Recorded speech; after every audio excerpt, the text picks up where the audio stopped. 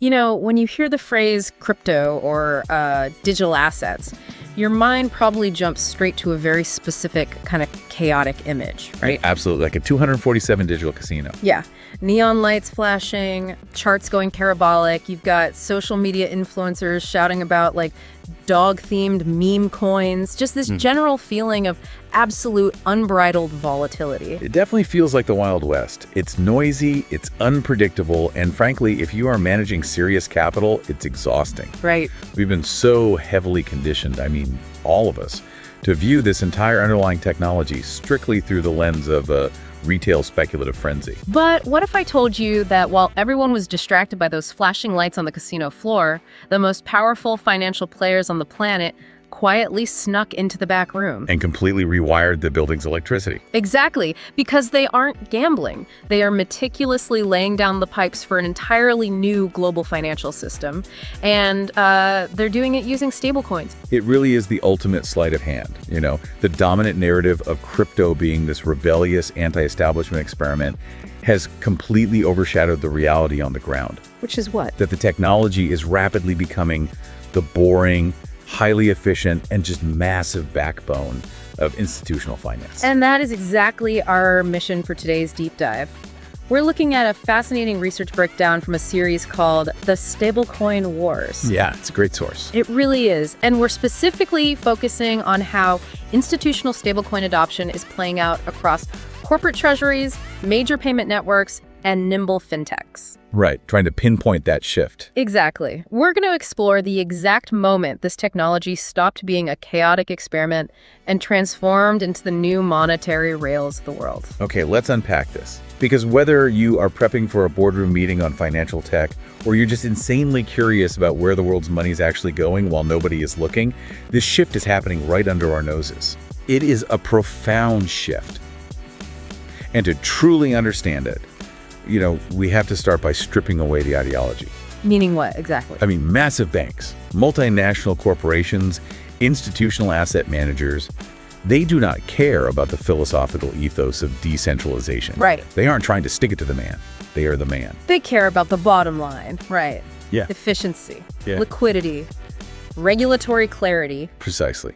For decades, these massive entities have been forced to operate within a traditional financial system that is, it's showing its severe structural limitations. Yeah, the legacy architecture. Exactly. If you look at it, it's essentially built on thousands of disparate, isolated databases that do not natively talk to each other. Which means we are still dealing with a global system where money literally takes the weekend off. Yeah, it observes bank holidays. It takes 2 to 3 days to settle a cross-border transaction. And that T+2 or T+3 settlement delay, that's the friction. The traditional financial system fundamentally lacks 3 crucial things that stablecoin architecture natively provides. Okay, lay them out for us. Sure. Instant atomic settlement, global reach without needing correspondent banking relationships, and programmable money. Right. For an institution, moving to this architecture isn't about being, innovative just to get a flashy PR headline. It is a pure, ruthless competitive advantage. Let's visualize how big of a leap this is for you, the listener. The best analogy I can think of isn't the old email versus the post office cliche. Yeah, that one's a bit tired. It really is. It's more like a massive global game of telephone versus a shared Google Doc. Oh, I like that. Right, because traditional correspondent banking is the game of telephone. If a bank in New York wants to send money to a bank in Tokyo, they don't just hand it over. No, the message has to be routed through a whole chain of intermediary clearing banks. Exactly. Bank A tells Bank B updates their ledger and tells Bank C. And they're taking a fee and adding time at every single step. And at each step, there is counterparty risk and reconciliation required. But stablecoins put the sender and the receiver inside the exact same shared Google Doc. Right, the blockchain. Yeah. There is one single, unalterable ledger. When the New York entity updates the document to say they sent the funds, the Tokyo entity sees it instantly. The settlement is atomic. Right. The transaction and settlement are the exact same event. And when you start applying that shared document concept on a macro scale, the implications are staggering. Huge. When massive institutions realize they can bypass the correspondent banking game of telephone, they don't just dip their toes in. They deploy billions of dollars. Because it's so much more efficient. Exactly. Their sheer weight brings massive liquidity, and it forces regulators to actually sit down and create frameworks. They're transforming what was basically a niche computer science experiment into critical global infrastructure. To really grasp how this infrastructure is being utilized today, we have to look at the entities that actually hold and manage the massive multi-billion-dollar piles of institutional cash. Oh, corporate treasuries. Corporate treasuries, exactly. They are the unsung heroes of the corporate world. Their entire mandate is to ensure the company has enough cash on hand to operate while, maximizing the return on any capital that isn't immediately needed. Which brings up a huge contradiction. Wait, corporate treasuries are paid to be paranoid, right? Yeah. They are notoriously risk-averse. Oh, completely. Their primary job is capital preservation. So why would the most boring, conservative, buttoned-up part of a business take a massive risk on something born in the historically volatile crypto space? Well, if we connect this to the bigger picture, you have to look at the sheer agony of the pain points they suffer from in traditional finance. The friction we talked about. Exactly, but specifically in a high interest rate environment. A corporate treasury for a massive multinational company isn't dealing with one bank account. Right. They are managing a spiderweb of Nostro and Vostro accounts across dozens of jurisdictions. They're dealing with capital controls, currency hedging, and trapped liquidity. It sounds like a logistical nightmare just to figure out how much money you actually have on a Tuesday. It is. And the research highlights their biggest nightmare: idle capital. Let's look at the math for a second. Okay. When rates were at 0%, money taking 3 days to cross the globe was, an administrative annoyance. But when interest rates are at 5%, Oh, wow. yeah, that delay is a fiduciary failure. If a company wires $50 million across the globe on a Friday and it doesn't settle until Tuesday, that $50 million is trapped in transit. It's just sitting there. It is not earning yield. It cannot be deployed. It is idle. Idle capital literally costs multinational companies millions of dollars in lost opportunity every single year. So the risk of not upgrading their technology suddenly outweighed the perceived risk of using blockchain rail. That is exactly the inflection point. When a treasurer realizes they can use a fiat collateralized stablecoin to execute that $50 million transfer on a Friday night, and it settles fully in 3 seconds. They've recaptured days of capital efficiency. Let's talk about the specific mechanism here, because I don't want to gloss over how this actually works. Treasuries aren't buying volatile assets, right? No, not at all. They are primarily using USDC, which the source material actually refers to as the institutional dollar. And that's a critical distinction.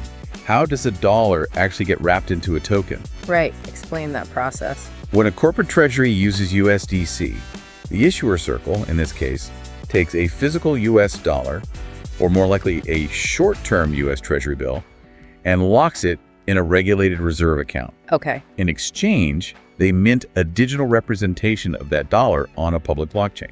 So the Treasury is basically holding a programmable wrapper around a T-bill. Exactly. It's just a technological upgrade to the fiat currency they already use. And because it's programmable, they are doing incredibly advanced on-chain cash management. They are executing instant supplier payments. Which is huge for the supply chain. Imagine being a global supplier and not having to wait net 30 or net 60 days because the international wire process is so bloated. They're running global payroll, where employees around the world get paid instantly in digital dollars. It completely flattens the friction of global commerce. And because corporate treasuries prove that cross-border settlement could be done internally for fractions of a penny, the payments arms of those same massive companies realized they were sitting on a gold mine. Oh, big time. If they could offer that same speed and efficiency to their customers, they could undercut the legacy systems entirely. Which brings us to the actual commercial layer. The corporations aren't waiting around for governments to design central bank digital currencies. No. They are actively building their own proprietary monetary rails right now. Here's where it gets really interesting. We are seeing legacy payment giants eagerly adopting the exact technology that was originally designed to render them obsolete. It's so ironic. It really is. Visa is settling transactions in USDC on the Solana blockchain. MasterCard is integrating stablecoin rails into their backend. It's a brilliant pivot, honestly. The original cypherpunk ethos of blockchain was to cut out the toll collectors like Visa and MasterCard. Right. But Visa and MasterCard are incredibly pragmatic. They looked at the underlying ledger technology and recognized its superiority. They saw the writing on the wall. Exactly. When you swipe your Visa card today, the transaction might look instant to you. But behind the scenes, Visa has to settle that transaction with the merchant's acquiring bank, often across borders, using the legacy correspondent banking system we talked about earlier. Taking days and costing them basis points on every swipe. Exactly. Yeah. But by utilizing smart contracts, which are essentially just self-executing lines of code on the blockchain, Visa can automate the clearing process. Wow. They can settle with their partner banks instantly using USDC. They bypass the intermediary banks, strip out the friction, and drastically improve their own profit margins. Okay, I understand Visa using an existing stablecoin like USDC to settle faster. That makes sense. But PayPal launching their own stablecoin, PYUSD, genuinely confuses me. Really? Why's that? Well, why build your own stablecoin when you already control a massive closed-loop fiat network? If I send you money on PayPal, you get it instantly. Why do they need a blockchain? That is a fantastic question, because PayPal's internal network is actually an illusion of speed. Wait, really? Yeah, the front-end user interface looks instant, your balance goes down, my balance goes up. But the back end still relies on ACH and wire transfers to actually settle the funds between PayPal's bank and our respective banks. Ah, I see. More importantly, PYUSD is about expanding their reach outside their walled garden. Ah, so they want to be the settlement layer for the entire internet, not just the PayPal ecosystem. Precisely. And there's an even bigger financial incentive, the float. Okay, unpack the float. Remember how we discussed that stablecoins are backed by US Treasuries? Yeah. In a high interest rate environment, the issuer of the stablecoin keeps the yield generated by those treasuries. If PayPal has $1 billion of PYUSD in circulation, they're earning a 5% yield on $1 billion of reserves. Completely risk-free. Completely risk-free. Launching a stablecoin is essentially launching an incredibly profitable, highly scalable asset management business. Oh, wow, that makes perfect sense. Yeah. It's not just about saving on transaction fees, it's about capturing the yield on the underlying collateral. Exactly. And we're seeing e-commerce giants follow suit, right? Shopify is enabling stablecoin payments for its merchants. Yeah, they are fundamentally changing how internet commerce settles, bypassing the traditional merchant acquiring banks altogether. So big corporations are laying down the heavy global railroad tracks, but laying track is slow, methodical, regulatory-heavy work. It is. To see where this technology is being pushed to its absolute limits, we have to look at who is building the high-speed trains running on those tracks. The Fintechs, the financial technology startups. Right. The research breakdown refers to them as the shock troops of stablecoin adoption. Companies like Stripe, Revolut, and Nubank. Fintechs are uniquely positioned here. They are agile, they are obsessed with user experience, and they're entirely unencumbered by decades of legacy banking mainframes. Right, they don't have that baggage. None. Their core business model relies on providing a faster, smoother, cheaper financial experience than a traditional bank. And stablecoins provide a unified, permissionless API for money. Exactly.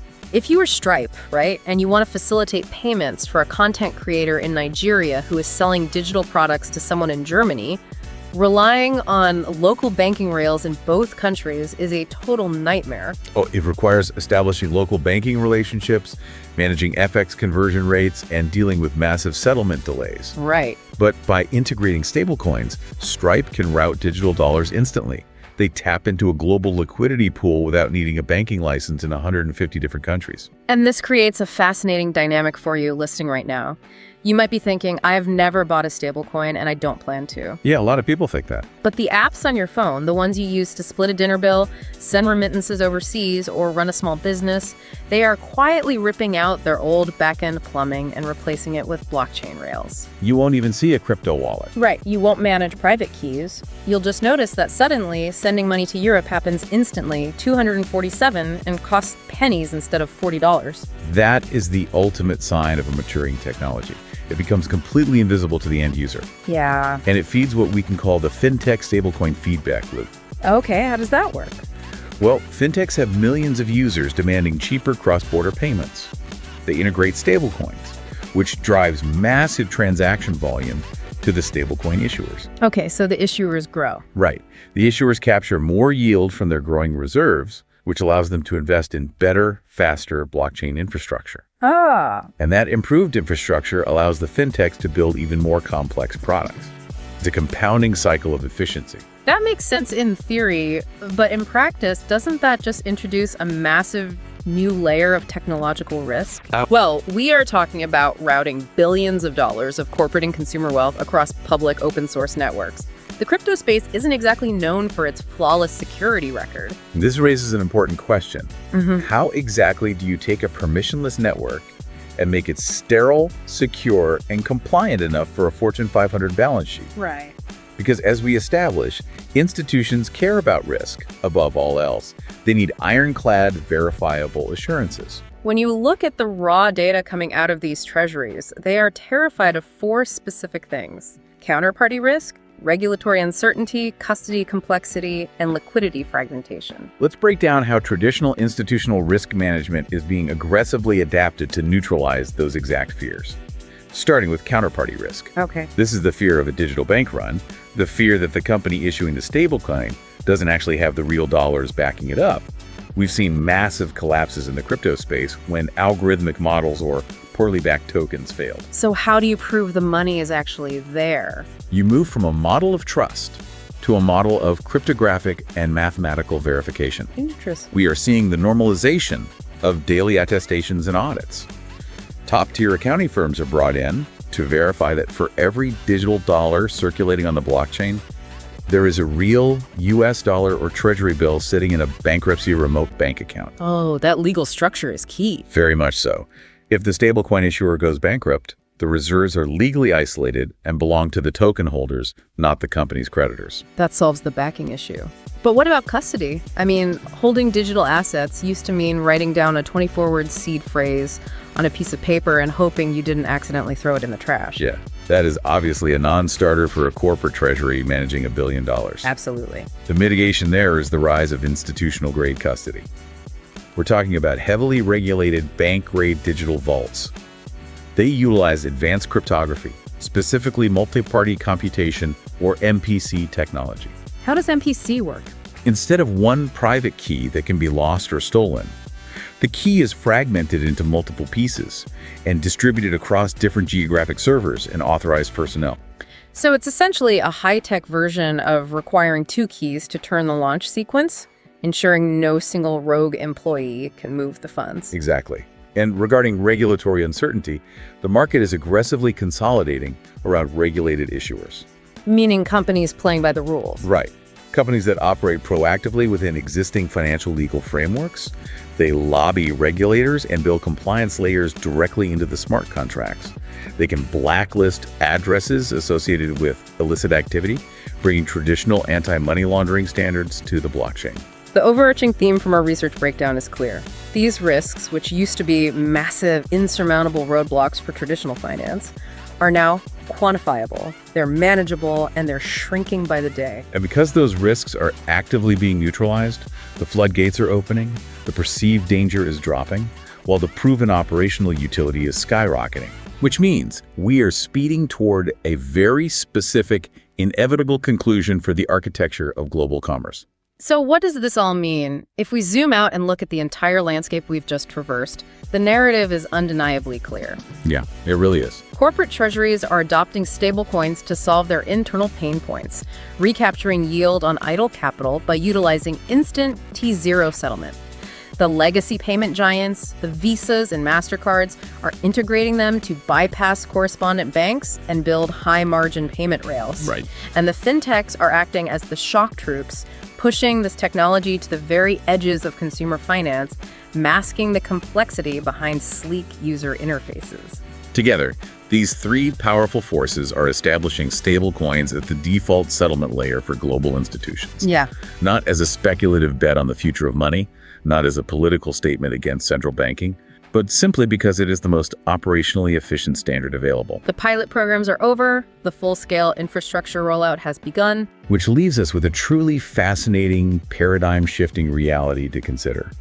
We touched on the idea of programmable money earlier. Right, yeah. If every major corporation, every treasury, and every fintech is moving to a system where the dollar itself is a piece of software capable of executing complex logic, routing tax payments instantly at the point of sale, distributing royalties automatically, and earning yield natively on a shared ledger. What happens to the concept of a traditional commercial bank account in 10 years? Oh, wow. If the currency itself performs the functions of routing, clearing, and escrow, Do we even need the bank as an intermediary? That is a wild thought to leave on. The noisy casino from our opening isn't just turning into a boring, efficient back office. It might be replacing the entire bank down the street. It's an absolute redesign of the global financial plumbing, and it's happening right beneath our feet. Thank you for joining us on this deep dive. Stay curious, keep looking past the noise, and we'll see you next time. 1